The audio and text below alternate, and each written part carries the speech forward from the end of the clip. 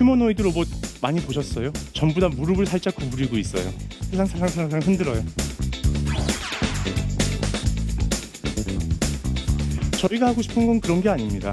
실제 사람처럼 컴퓨터로 시뮬레이션해서 만들어낼 수 있을까?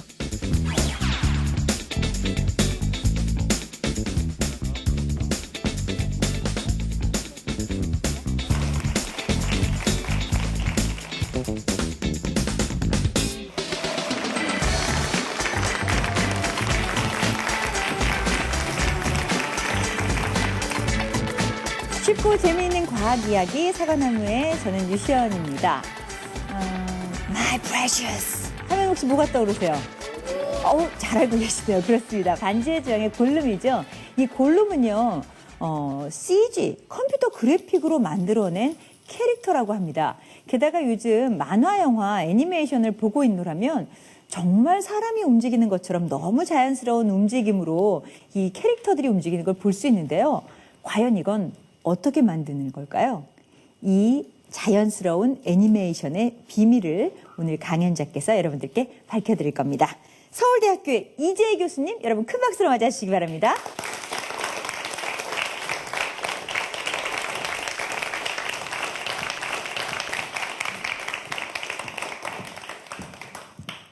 안녕하세요.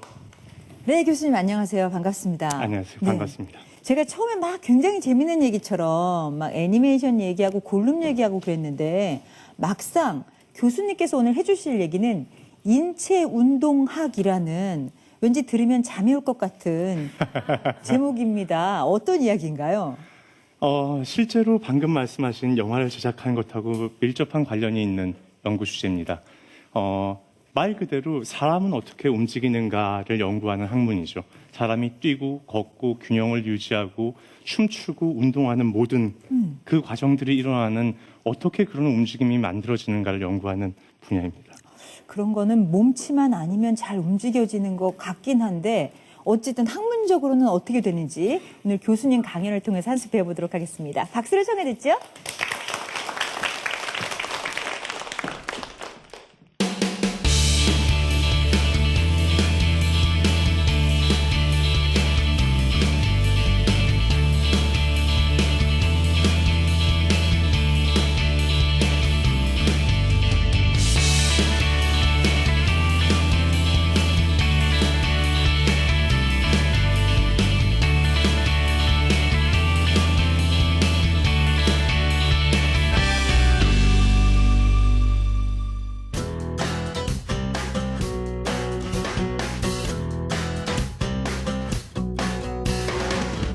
사람의 움직임을 결정하는 요소에는 굉장히 많은 요소들이 있습니다. 예를 들면은 물리적인 요소들, 무게, 힘 이런 것들도 있고요. 생리적인 요소들, 예를 들면 뼈, 근육, 신경, 힘줄 이런 것들도 우리의 몸의 움직임을 결정하죠. 조금 더 나가서 보면은 문화적인 요소, 내가 지금 내가 굉장히 기분이 좋으면은 훨씬 활발하게 움직일 거고 기분이 안 좋으면 훨씬 더 수그러진 채로 움직이겠죠. 굉장히 많은 요소들이 우리의 움직임을 결정하는데 참여하고 있습니다. 인체 운동학에 있어서 굉장히 중요한 질문들이 많이 있는데 그 중에 한 가지 질문을 한번 생각해 보면 이런 거죠. 예를 들어서 이제 갓 돌이 된 아이가 걸음마를 시작하려고 합니다. 그러면은 이 걸음마를 하는 아이는 과연 엄마 뱃속에서 나올 때 걷는 방법을 알고 태어났을까요? 아니면 태어나고 난 다음에 걷는 방법을 배운 걸까요? 만약에 알고 태어났다면은 알고는 있었지만은 몸이 성숙하지 않았기 때문에 제대로 걷지를 못하다가 어느 정도 성숙하고 나서 걷기 시작하는 거고요. 만약에 나중에 배운다고 하면은 그러면 이제 원래 태어날 때 아무것도 모르고 태어났는데 그냥 주변의 사람들이 걷는 걸 보고 걸을 수 있게 된다는 거죠. 동물의 경우에는 이미 정설로 받아들여지는 거는 동물들은 태어나자마자 걸을 수 있습니다. 혹시 동물의 왕국 같은 프로에서 사슴이 출산하는 과정들을 보시면은 아기 사슴은 엄마 뱃속에서 나오자마자 막 뛰어다니기 시작해요. 사람에 대해서는 조금 이견이 있습니다. 그런데 방금 그 질문을 조금만 더 확대해서 보자는 거죠. 그러면은 사람의 움직임을 이해하는 데 있어서는 크게 두 가지 서로 다른 방법이 있습니다. 첫 번째 방법은 사람의 움직임을 설명하는 어떤 원리가 존재해서 그 원리가 사람의 움직임을 모두 다 결정해 준다는 거죠.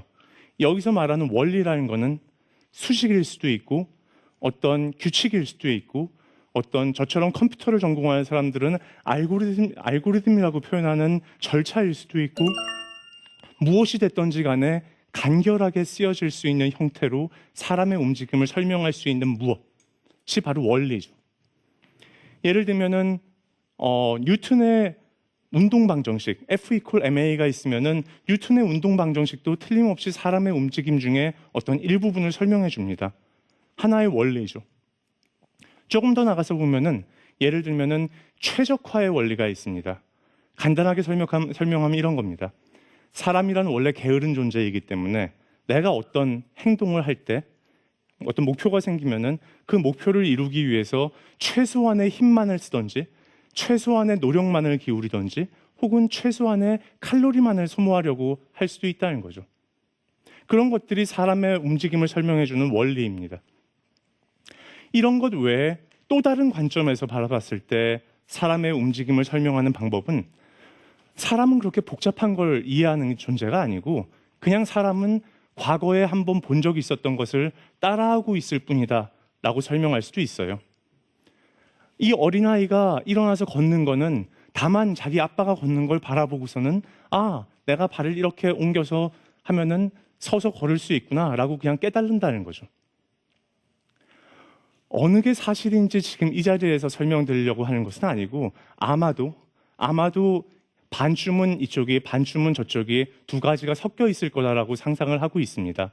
그런데 원리에 근간한 방법이든 혹은 관찰에 근간한 방법이든 어느 쪽이든 간에 우리가 그걸 한번 가져오게 되면은 그것을 가지고 여러분들이 컴퓨터 속에서 만들어진 캐릭터들 혹은 영화 속에서 보는 골룸과 같은 캐릭터들을 그런 방법에 의지해서 만들어낼 수가 있다는 거죠.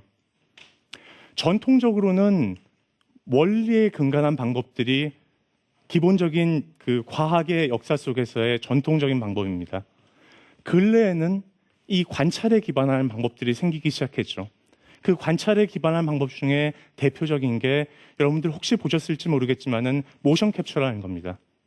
사람의 몸에다가 마커를 부착하고 그다음 이런 스테이지 위에서 뭔가 춤을 추고 움직이고 하면은 그게 컴퓨터 속으로 곧바로 들어가죠. 그리고 그런 움직임 데이터를 가지고 캐릭터들을 조정할 수 있다는 겁니다.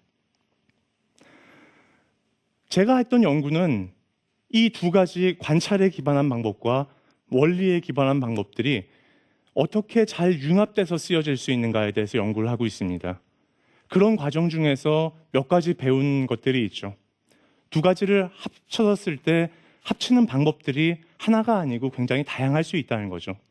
예를 들면은 관찰한 데이터로부터 새로운 원리를 유추해낼 수도 있고 또는 우리가 이미 알고 있는 원리가 내가 찾아낸 이 관찰한 데이터를 조정하고 만들어내는데 뭔가 다른 역할을 해줄 수도 있다는 거죠.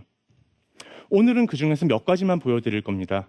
그래서 그 첫 번째 이그젬플이 휴머노이드 로봇을 위한 제어기 설계에 대한 거예요. 휴머노이드 로봇 많이 보셨어요? 과학관 같은 데 가면 많이 있죠. 그러면 그 로봇이 어떻게 걷습니까? 제가 한번 흉내를 내볼까요? 모든 로봇들이 아마 여러분들이 과학관에서 보신 로봇은 전부 다 무릎을 살짝 구부리고 있어요. 그런가요? 그 다음에 걷기 시작하면 어떻게 해요? 엉덩이를 이렇게 살랑살랑 흔들어요. 모든 로봇이 다 그래요. 왜 그런 현상이 일어나냐면은 모든 로봇들이 그 안에 동일한 원리로 동작하고 있기 때문에 그래요. 거의 똑같은 알고리즘으로 제어기를 만들고 그 알고리즘으로 다 똑같이 구성해서 만들어진 로봇이기 때문에 그렇게 움직이는 거죠. 저희가 하고 싶은 건 그런 게 아닙니다. 그런 것 말고 실제 사람처럼 자연스럽게 움직이는 그런 걸음걸이를 과연 컴퓨터로 시뮬레이션해서 만들어낼 수 있을까? 컴퓨터로 한번 시뮬레이션해서 만들어낼 수 있으면은 그 다음 단계는 이걸 가지고 로봇을 컨트롤할 수 있게 되죠.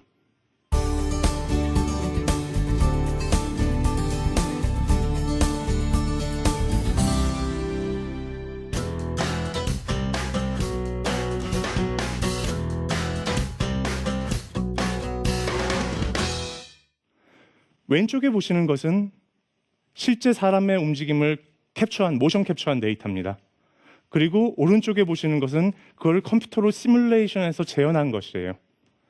여기선 보면은 전형적인 로봇의 움직임을 만들어내는 것이 아니라 실제 사람하고 상당히 흡사한 종류의 움직임, 굉장히 다양하고 서로 다른 스타일의 걸음걸이들을 컴퓨터로 재현해내고 싶어 하죠. 조금 더 복잡한 것으로 가면은 저희가 만들어낸 것 중에서 가장 복잡했던 예는 이런 건데요. 뱅글뱅글뱅글 도는 저런 걸음걸이도 만들어낼 수 있다는 거죠. 스스로 균형을 유지하면서 넘어지지 않도록 조절하면서도 굉장히 복잡한 행동을 하죠. 이런 제어기를 한번 만들어낼 수 있게 되면은 그 다음에 이걸 가지고 다양한 형태로 일반화하는 것이 가능합니다. 그래서 이 이그젬플은 양쪽이 다 똑같은 조건인데 왼쪽에 보시는 거는 한쪽 다리에다가만 추를 달았어요. 처음엔 5kg, 그 다음에 10kg, 그 다음 15kg 넘어질 때까지 점점 무거워지면 다리를 쩔뚝 절다가 결국 어느 정도까지 가고 나면은 도저히 견디지 못하고 넘어지고 말죠. 여러분들은 몇 킬로나 버틸 수 있으세요? 또 똑같은 제어기를 가지고 사람의 키를 훨씬 작은 사람을 조정할 수도 있고, 혹은 키는 작은데 뚱뚱한 사람을 조정할 수도 있고, 혹은 굉장히 키가 큰 사람을 조정할 수도 있어요. 당연히 넘어질 수도 있어요. 왜냐하면은 하나 만들어진 제어기를 가지고 굉장히 다른 사람을 조정하려고 시도하고 있거든요. 이런 기술들이 비단 사람에만 쓸 수 있는 건 아닙니다. 그래서 지금 보시는 거는 이구아나인데요. 생후 2개월 정도 된 아주 착한 이구아나입니다. 너무너무 착하고 좋은데 게을러서 잘 움직이질 않습니다. 자극을 해줘야 되죠. 어느 날 한번 햄스터를 그 안에 던져 넣어봤어요. 그랬더니 이 게으르던 햄스터가 번개같이 뛰더라고요. 근데 두 번째 시도를 했더니 거꾸로 이구아나가 햄스터를 공격해서 쫓아내버립니다. 하여간 이런 식의 과정들을 모션 캡처하게 되면은 우리는 이로부터 뭘 만들어낼 수 있냐 하면은 컴퓨터로 시뮬레이션 되는, 하지만은 목표를 가지고 그 목표점을 향해서 스스로 판단하고 기어갈 수 있는 가상의 이구아나를 컴퓨터 속에 만들어낼 수 있다는 것. 처음 보여드렸던 그 두 발로 걷는 사람을 조종하는 문제는 꽤 오랫동안 소위 말하는 오픈 프로블럼, 그러니까 미해결 난제로 알려져 있던 문제입니다. 거의 30년 동안 학계에서 잘 해결되지 않고 있었던 문제인데 불과 7년 전에 비로소 우리 연구실에서 그 문제를 해결할 수 있는 방법을 찾아냈습니다. 이렇게 오랫동안 잘 알려져 있던 미해결 난제를 찾아낸 사람들에게는 의무가 있죠. 그걸 왜 풀 수 있었는지, 그 전에는 왜 풀 수 없었고 그 이후에는 왜 풀 수 있게 됐는지를 설명해 줘야 됩니다.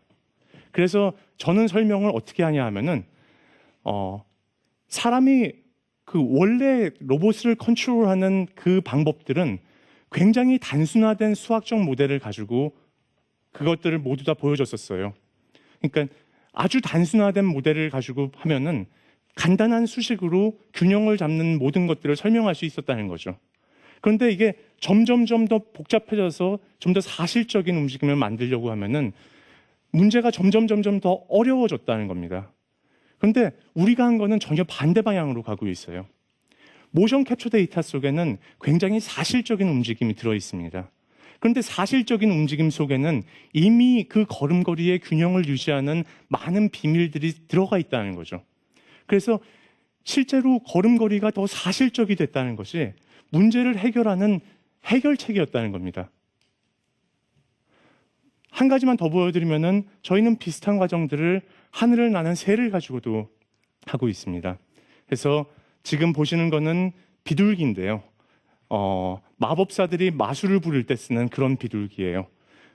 이 비둘기 위에다가 지금은 화면에 잘 안 보이는데 조그마한 마커들이 촘촘하게 붙어 있어요. 그걸 가지고 모션 캡처를 하는 과정을 통하면은 이 새의 뼈대가 어떤 식으로 움직이는지를 알아낼 수가 있습니다. 그리고 거기에 더해서 새를 시뮬레이션 하기 위해서는 조금 더 필요한 게 있는데요. 저 새의 깃털을 잘 보시면은 깃털이 회초리처럼 잘 휘어지기도 하고, 또 하나 주목하실 거는 새의 깃털들이 날개짓을 아래로 할 때는 전부 다 닫혀져서 평평한 막을 형성하는데, 반대로 새를 날개짓을 위로 갈 때는 전부 다 깃털들이 열려지게 됩니다. 그래서 그 사이로 공기가 통할 수 있게 해주죠. 그래서 날개짓을 아래로 할 때는 몸을 받쳐주고, 올라갈 때는 최소한의 그 영향만을 가지고도 날 수 있도록 해주는 거죠. 이런 모든 과정들을 컴퓨터로 잘 모델링하고 시뮬레이션하는 과정을 거치면은 이걸 가지고 하늘을 나는 새를 위한 제어기를 만들 수가 있습니다. 그것이 이런 것이죠. 지금 화면에 보시는 저 새는 컴퓨터로 시뮬레이션 되는 공기역학적인 과정을 통해서 어떻게 공기를 밀어내고 있는지를 모두 다 계산하고 있고, 저 새는 스스로 균형을 유지할 수 있고, 그 다음에 자기가 원하는 방향으로 방향을 바꾸고 속도를 조절하고 위아래로 방향을 조절해가면서 날아갈 수가 있습니다. 저 새한테서 균형을 조절하는 기능을 빼버리면은 날개짓을 불과 한두 번 하기도 전에 바닥으로 추락해버리는 거죠. 그래서 이런 관찰한 데이터가 굉장히 복잡한 사람 혹은 동물의 움직임을 재현하는 데 꼭 필요한 제어기를 설계하는 데 도움을 줄 수 있다는 겁니다. 여기에 덧붙여서 저희가 더 가고 있는 것은 이런 인체 운동학의 연구 결과를 의료 분야에도 활용해서 사용하고 싶어 합니다. 그래서 지금 보시는 비디오에서는 모든 사람의 골격과 근육들을 다 하체 부분에 대해서 모델링을 했고, 그 중에서도 어떤 특정한 병증으로 인해서 특정한 군의 근육들, 지금 보시는 거는 주로 그 엉덩이 부분에 있는 왼쪽 편에 있거나 오른쪽에 있는 근육들입니다. 이런 특정 근육들이 약해졌을 때 나타나는 걸음걸이를 보여줍니다. 그래서 흔히 의사들 사이에서는 와들링 게이트 혹은 트렌들랜버그 게이트라고 불리는 특정한 종류의 걸음걸이들인데, 이런 걸음걸이들이 컴퓨터 시뮬레이션에서 실제로 그 특정 부분의 근육의 힘을 약하게 주면은 재현된다는 것이죠. 또 비슷한 방식으로 조금 더 가면은, 예를 들면은 지금 보시는 비디오에서는 그 오른쪽 발목을 피는 역할을 해주는 근육이에요. 플랜타 플렉서라고 부르는데, 이 근육들이 힘이 약해졌을 때 그 사람이 어떻게 걷게 되는지를 컴퓨터로 시뮬레이션 해본 겁니다. 보면은 다리를 쩔뚝쩔뚝 절면서 걷게 되죠. 또 다른 방식으로 다리를 저는 예인데요. 이 경우에는 그 관절마다 통증이 있는 사람들이에요. 이렇게 통증이 있는 사람들은 땅을 디딜 때 가능하면 살살 디디려고 노력을 합니다.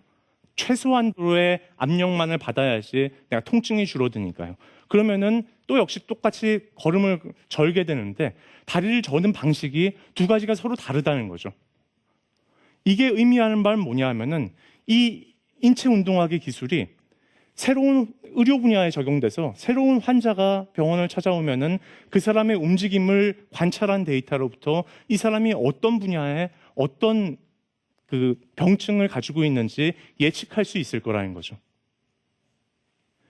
지금까지 보여드린 예에서 인체 운동학의 몇 가지 그 응용 방안들을 말씀드렸었습니다. 영화에서 나오는 가상의 캐릭터를 만들 때도, 혹은 병원에서의 의료 분야에서 진단이나 시뮬레이션에 있어서도, 혹은 인간형의 로봇을 만들 때도, 그 밖에 굉장히 많은 분야에서 사람의 움직임이 필요로 하는 모든 분야에서 이 인체 운동학의 연구 결과들이 사용될 수 있다는 것이죠. 방금까지 말씀드렸던 예가 사람에 있어서의 운동의 원리를 말씀드렸고요. 또 이것의 관찰한 데이터에 대해서 말씀을 드렸는데, 우리가 원리에 대해서 얘기할 때는 궁극적으로 바라기는 어떤 궁극의 원리가 하나 존재해서 이 하나의 궁극의 원리가 사람의 움직임의 모든 것을 설명해 줄 수 있길 바랍니다. 현실은 그렇지가 않고, 하나의 원리는 사람의 움직임 중에 아주 특정한 부분만을 설명해줘요. 또 다른 분야를 이해하기 위해서는 또 다른 원리가, 또 다른 측면을 이해하면 또 다른 원리가 필요하다는 것이죠. 이렇게 복잡해지는 이 많은 복잡한 세상에서의 우리의 연구를 우리가 관찰한 데이터와 이 원리들을 잘 결합해서 사용함으로써 더 좋은 방법들을 개발해낼 수 있다는 것입니다. 감사합니다.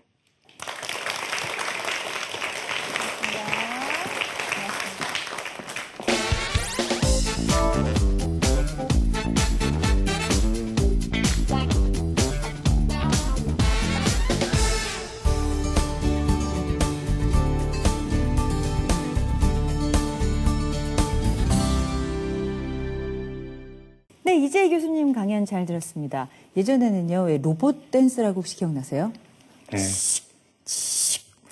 하면서 약간 이렇게 부자연스러운 움직임이었는데 앞으로는 사라지겠어요. 로봇이 인간과 똑같이 움직이다 보니까. 맞습니다. 저희의 연구 목표 중에 하나가 로봇의 그 전형적인 움직임 대신에 사람처럼 자연스럽게 움직이는 로봇이 등장하길 바라는 것이죠. 그렇군요. 자, 이제 방청객 여러분들의 질문 한번 받아보도록 하겠습니다. 자, 로봇과 인체 운동학에 대해서 궁금한 분은 손을 들어주시기 바랍니다. 아, 맨 앞에 계시는 여성분께서 손을 드셨네요. 병원에서요.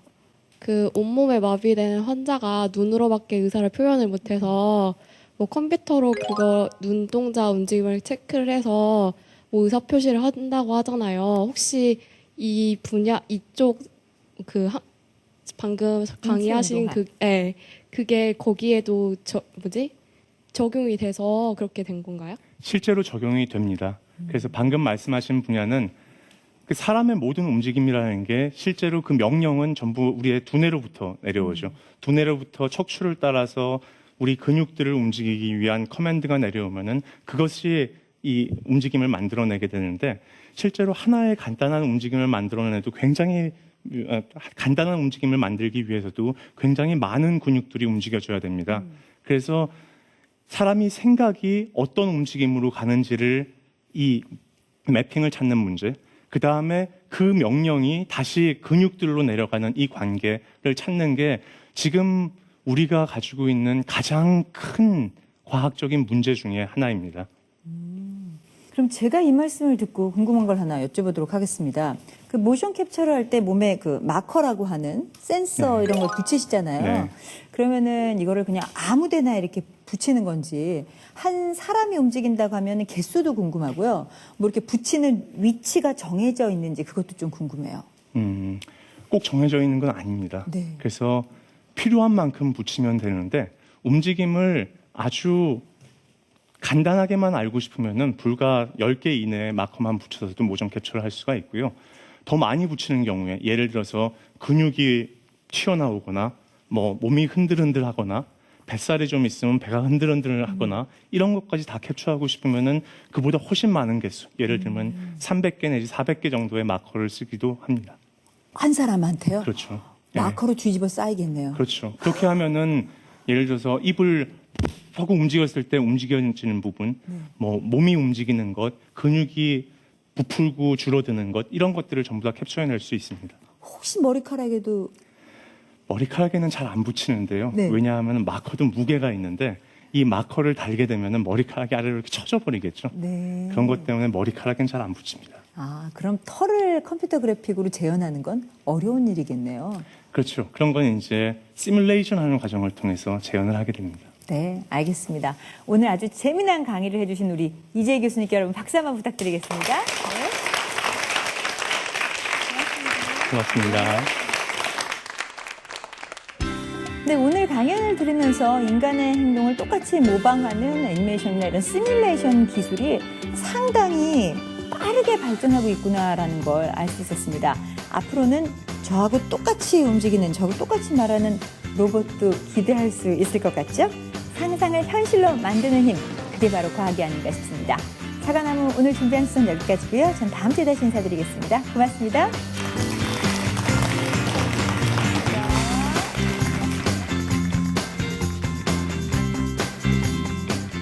Thank you.